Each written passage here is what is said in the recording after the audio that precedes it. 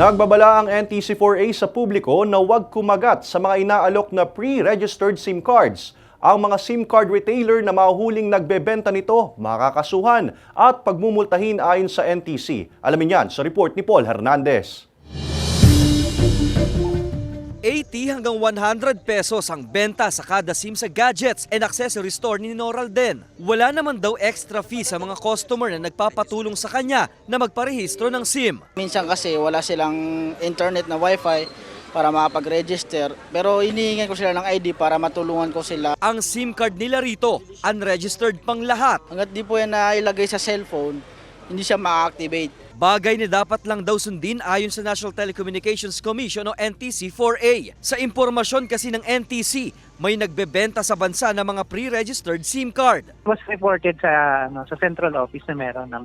Sa Calabarzon, wala pa raw ulat ng kalakarang ito. Gayunpaman, nagbabala ang NTC sa mga bibili ng SIM card na huwag bibili ng pre-registered SIM. Delikado raw ito. Kung SIM na napabigay sa inyo ay na-involve na rin sa mga illegal activities, madadamay din po kayo. Kumbaga sila na po yung pinag-abutan, hindi naman ho nila pwedeng gawing excuse na hindi sila yung nagrehistro nung. Mapaparusahan ng sino mang retailer na nagbebenta ng rehistrado ng SIM card. Paglabag ito sa SIM Registration Act. May mga karampatang parusa yan na kulong at the same time fine. Kung daw nagkakamali, hindi 300,000, parang ganun. Hinihimok ng NTC ang publiko na idulog sa kanilang tanggapan kung may nalalamang impormasyon tungkol sa iligal na kalakarang ito.